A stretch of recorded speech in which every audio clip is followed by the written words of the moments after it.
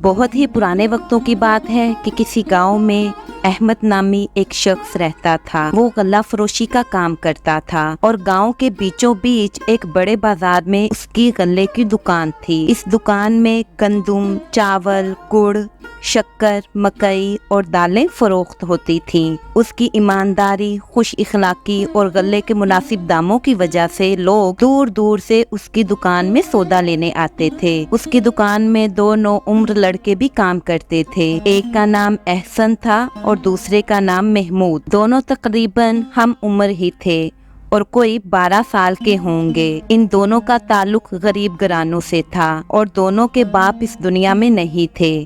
وہ احمد کے محلے میں ہی رہتے تھے اور اسے ان کے گھر کے حالات کا علم تھا، اس لیے اس نے انہیں اپنی دکان میں کام کرنے کے لیے رکھ لیا تھا۔ یہاں سے انہیں جو کچھ بھی ملتا تھا وہ اسے اپنی ماں کے ہاتھ پر رکھتے، جس سے وہ گھر کا خرچ چلاتی تھیں۔ یہ دونوں بڑی محنت اور جان فشانی سے احمد کا ہاتھ بٹاتے تھے۔ احمد ان کی محنت اور ایمانداری سے بہت خوش تھا۔ ایک روز دوپہر کا وقت تھا، سخت گرمی پڑ رہی تھی۔ گرمی کی وجہ سے سارا بازار سنسان پڑا تھا اور لوگ اپنے اپنے گھروں میں آرام کر رہے تھے۔ احسن اور محمود دکان کے کونے میں دوپہر کا کھانا کھا کر بیٹھے ہوئے تھے۔ احمد بھی دکان میں موجود تھا، اس لیے دونوں آپس میں سرگوشیوں میں باتیں کر رہے تھے۔ دونوں احمد کا بہت ہی ادب کرتے تھے اور ان کی یہی کوشش ہوتی تھی کہ ان کی کسی بات سے احمد کو کسی قسم کی تکلیف نہ پہنچے۔ ان دونوں لڑکوں میں احسن زیادہ ہوشیار اور ذہین تھا۔ اسے ہر معاملے میں سوچ بچار کی عادت تھی، اس وجہ سے احمد اسے بہت پسند کرتا تھا۔ وہ دکان کے معاملات میں بھی بہت دلچسپی لیتا تھا اور اس کو بہتر طریقے سے چلانے کے لیے احمد کو مشورے بھی دیتا رہتا تھا۔ احسن کے مشورے ایسے ہوا کرتے تھے کہ احمد بخوشی ان پر عمل کرتا تھا۔ اسی کے مشورے پر احمد نے ایک لکڑی کی بڑی سی 2 پہیوں کی ہتھ گاڑی بھی بنوا لی تھی۔ جو لوگ زیادہ سامان خریدا کرتے تھے، احمد ان کا وہ سامان اس گاڑی میں لدوا دیتا تھا اور احسن اور محمود مل کر وہ سامان اس جگہ پہنچا دیتے تھے جہاں وہ گاہک اسے لے جانا چاہتا تھا۔ گاہکوں کو اس سہولت سے بہت آسانی ہو گئی تھی۔ اس سے ان کی یہ پریشانی دور ہو گئی تھی کہ سامان کو خود اٹھا کر کیسے لے جائیں گے۔ احمد اس کام کی اپنے گاہکوں سے ایک دمڑی بھی نہیں لیتا تھا۔ چونکہ یہ کام احسن اور محمود مل کر کرتے تھے، اس لیے اس نے ان کی اجرت میں 5 درہم ماہانہ کا اضافہ بھی کر دیا تھا۔ سمجھو یہ ان کی محنت کا انعام تھا۔ اس وقت کوئی کام تو تھا نہیں، گرمی کی وجہ سے گاہک دور دور تک نظر نہیں آ رہے تھے اور بازار میں بھی سناٹا چھایا ہوا تھا۔ اس لیے احمد نے سوچا کہ کیوں نہ گھر کا ایک چکر لگا لے، شام سے پہلے پھر آ جائے گا۔ اس نے گلے میں پڑی اشرفیاں اور درہم ایک تھیلی میں بھری اور انہیں اپنے چوگے کی جیب میں رکھا اور اٹھنے ہی والا تھا کہ دکان کے دروازے پر ایک لمبا چوڑا شخص نمودار ہوا۔ اس کے چہرے پر گھنی داڑھی مونچھیں تھیں اور اس نے سر پر ایک کپڑا لپیٹ رکھا تھا۔ اسے دکان میں آتا دیکھ کر احمد دوبارہ اپنی جگہ پر بیٹھ گیا اور اسے دیکھنے لگا۔ اس آدمی کے کپڑے اتنے قیمتی تھے کہ احمد کے ذہن میں خیال آیا کہ ہو نہ ہو یہ کوئی بہت ہی امیر کبیر آدمی ہے۔ وہ آدمی اندر آ گیا تو احمد نے کہا، جی فرمائیے، میں آپ کی کیا خدمت کر سکتا ہوں؟ اس آدمی کو دیکھ کر احسن اور محمود بھی اپنی جگہ سے کھڑے ہو کر اس کے نزدیک آ کر کھڑے ہو گئے۔ وہ سمجھ گئے تھے کہ یہ امیر آدمی غلہ خریدنے آیا ہے اور انہیں سامان تول تول کر دینا پڑے گا۔ اس آدمی نے کہا، میرا نام ارشد سوداگر ہے، میں سلطان پور میں رہتا ہوں اور وہیں میری غلے کی دکان بھی ہے۔ اس دفعہ سلطان پور میں بارشیں بہت کم ہوئی تھیں، جس کی وجہ سے وہاں زیادہ غلہ پیدا نہیں ہو سکا۔ یہی وجہ ہے کہ مجھے اتنی دور سے آپ کے پاس آنا پڑا۔ مجھے کسی نے بتایا تھا کہ آپ ایک ایماندار آدمی ہیں اور آپ کی چیزیں بھی بہت اچھی ہوتی ہیں اور ان کے دام بھی بہت مناسب ہوتے ہیں۔ مجھے بہت بڑی تعداد میں غلہ درکار ہے، کیا اتنا زیادہ غلہ مجھے مل جائے گا؟ اپنی تعریف سن کر احمد بہت خوش ہوا۔ اس نے ارشد سوداگر کو تخت پر بیٹھنے کا کہا اور بولا، خدا کا شکر ہے کہ میرے پاس ہر طرح کا بہت سا غلہ موجود ہے، آپ بس حکم کریں، آپ کو کیا کیا چاہیے؟ ارشد سوداگر نے کہا، میں اپنے ساتھ 7 اونٹ لے کر آیا ہوں، بس آپ سمجھ جائیں کہ مجھے کتنا سامان چاہیے ہوگا۔ اس کی بات سن کر احمد حیران رہ گیا۔ اس نے آگے جھک کر دکان سے باہر جھانکا۔ باہر 7 اونٹ کھڑے تھے، ان کی رسیاں سیاہ فام غلاموں نے تھام رکھی تھی۔ اس نے کہا، آپ مجھے بتا دیں کہ آپ کو کون کون سی اشیاء چاہیے، میں انہیں نکلوا کر دے دوں گا۔ ارشد سوداگر نے اس کو سامان بتانا شروع کیا۔ احمد ان چیزوں کو لکھتا گیا۔ احسن اور محمود نے بڑی پھرتی سے سارا سامان بڑے سے ترازو میں تول تول کر دکان کے باہر رکھا، جسے ارشد سوداگر کے غلام اٹھا اٹھا کر اونٹوں پر لادنے لگے۔ اس دوران احمد حساب کتاب کرنے لگا کہ کل سامان کی کیا قیمت ہے۔ اس نے تمام اشیاء کی تفصیل لکھ کر ان کے آگے ان کی قیمت بھی لکھ دی تھی۔ سارا سامان 5000 اشرفیوں کا تھا۔ ارشد سوداگر نے ہزار اشرفیوں کی 5 تھیلیاں نکال کر احمد کے حوالے کی۔ احمد نے ایک تھیلی کو الٹ کر ان کی اشرفیاں تخت پر ڈھیر کی اور محمود کو پاس بٹھا کر انہیں گننے کا کہا۔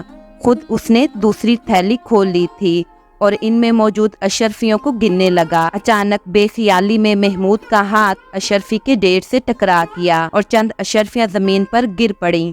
یہ اچانک ہی اور غیر ارادی طور پر ہوا تھا۔ اپنی اس حرکت پر محمود شرمندہ نظر آنے لگا۔ احسن اس کے نزدیک ہی کھڑا تھا۔ اس نے جلدی جلدی اشرفیاں زمین سے اٹھانا شروع کر دی اور انہیں تخت پر رکھنے لگا۔ اچانک ایک بات دیکھ کر احمد سکتے میں آ گیا۔ اسے اپنی آنکھوں پر یقین نہیں آ رہا تھا۔ جب احسن ان اشرفیوں کو زمین سے اٹھا رہا تھا تو اس نے آنکھ بچا کر ایک اشرفی اپنی جیب میں ڈال لی تھی۔ وہ اس بات سے بے خبر تھا کہ احمد اسے دیکھ رہا ہے۔ احمد اس پر بہت اعتماد کرتا تھا اور اسے بہت اچھا لڑکا سمجھتا تھا۔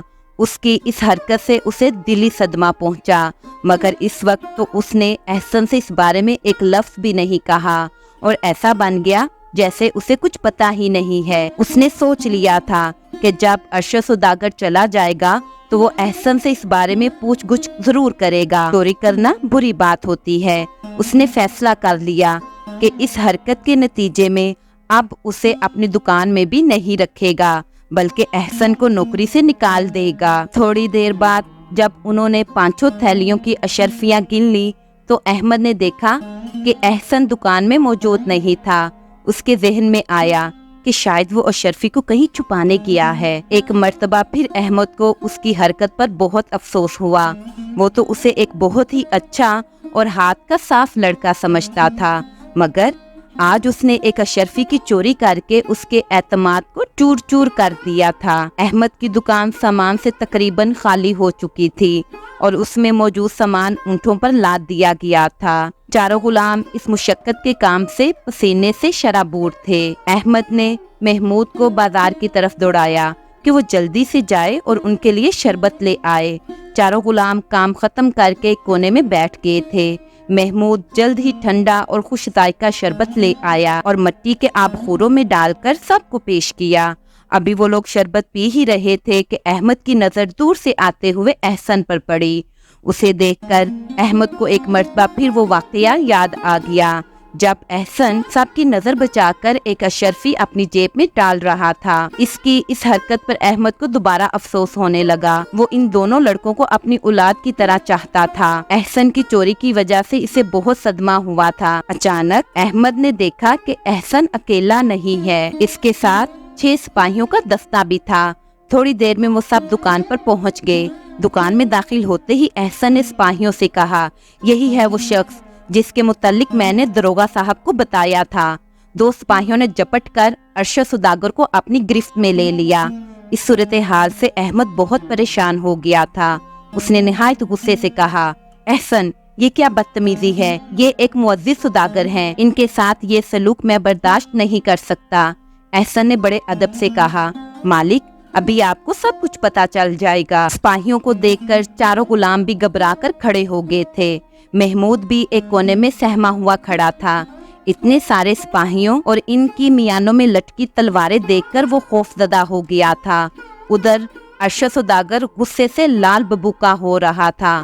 اس نے نہایت غصے سے احسن کو دیکھا اور بولا، لڑکے تو مجھے نہیں جانتا، میں تجھے چھوڑوں گا نہیں، اس بے عزتی کا بدلہ ضرور لوں گا۔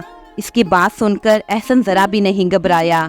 اس نے کہا، جناب آپ کے فریب کا پول کھل گیا ہے، آپ میرے مالک کو دھوکہ دے کر انہیں تباہ کرنا چاہتے تھے، اصلی مال لے کر انہیں نقلی اشرفیاں تھما رہے تھے۔ احمد نے یہ بات سنی تو اس نے جلدی سے ارشد سوداگر کی دی ہوئی ایک اشرفی تھیلی سے نکال کر زمین پر گھسی اور یہ دیکھ کر حیران رہ گیا کہ اس کا سونے جیسا رنگ اتر گیا تھا اور اندر سے پیتل کی دھات نظر آنے لگی تھی۔ احمد نے جلدی سے مزید کئی اشرفیاں زمین پر گھس کر دیکھی، وہ بھی سب کی سب نقلی تھی۔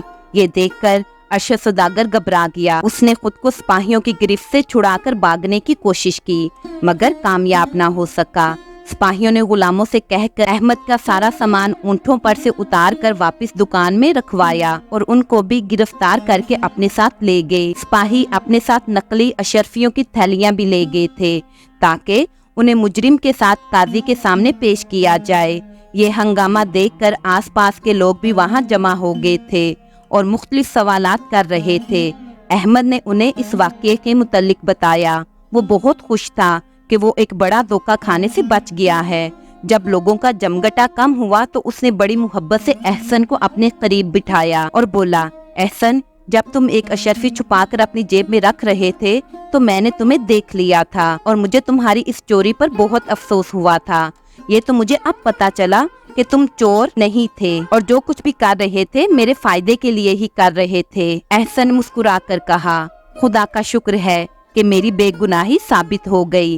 جب محمود کا ہاتھ لگ کر اشرفیاں زمین پر گری تھیں تو ٹھن کی طرح کی آوازیں آئی تھیں۔ مجھے اچھی طرح پتا ہے کہ تانبے اور پیتل کے سکوں کے گرنے سے ایسی ہی آوازیں آتی ہیں۔ اشرفی زمین پر گرے تو ان کی آواز دوسری ہوتی ہے، یوں لگتا ہے جیسے فرش پر کوئی پتھر ٹھک کر کے گرا ہو۔ اس کے گرنے سے آواز میں کھنک نہیں ہوتی جیسے پیتل کے سکوں میں ہوتی ہے۔ میں نے اشرفیوں کے نیچے گرنے کی آواز سنی تو مجھے اسی وقت شبہ ہو گیا تھا۔